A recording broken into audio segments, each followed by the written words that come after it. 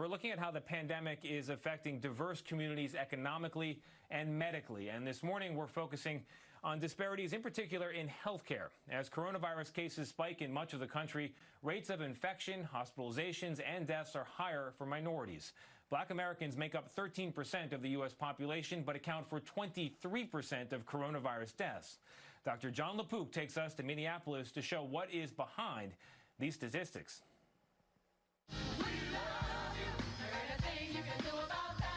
At Fellowship Missionary Baptist Church in Minneapolis, Pastor Albert Gallman is preaching the gospel and COVID-19 prevention. Whether you have symptoms or no symptoms, you need to get tested.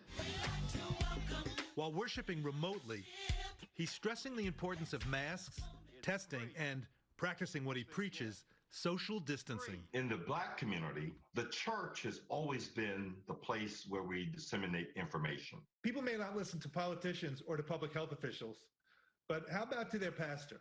Yeah, well, part of it is just relationship. I mean, they know their pastor, right? Kirsten and Charles Nixon are two of Pastor Gallman's parishioners.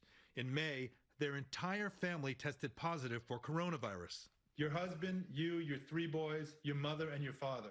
Yes. We've been living with the fear of this. I was having a conversation with one of my white neighbors. We were in our backyard talking, and I was trying to practice social distancing, and he wasn't really understanding it. And I said to him that he needed to understand that this disease hits Black people a lot harder than it hits white people. One reason is that when compared to white Americans, Black Americans have higher rates of chronic medical conditions linked to poor outcomes from COVID-19.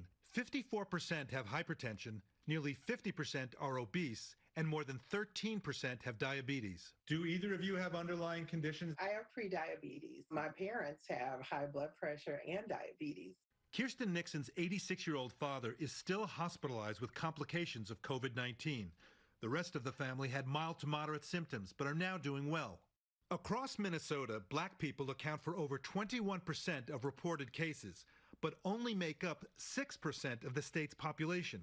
That disparity is echoed across the country. I think people are now paying attention to what's called health equity. James Burrows leads health equity efforts at Children's Minnesota Hospital.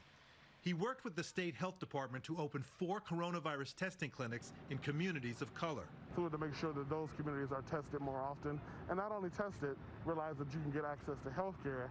In 2017, more than 10% of Black Americans were uninsured, compared to roughly 6% of white Americans. Leandris LeBird is Chief Health Equity Officer for the CDC's coronavirus response. She says the epidemic has highlighted how certain jobs can increase the risk of infection. There are more people of color who are overrepresented in essential and frontline work, which means that they don't have the same opportunity to telework. Pastor Gallman says he's eager to get back to delivering his messages the way he used to. That will help us heal over both the George Floyd situation and the COVID, because then we can come together, we can cry, we can laugh, we can do that together. And Dr. Jon LaPook joins us now. Dr. LaPook, good morning. Those pictures really remind us what congregating looks like and how long it's been since we've been able to do so.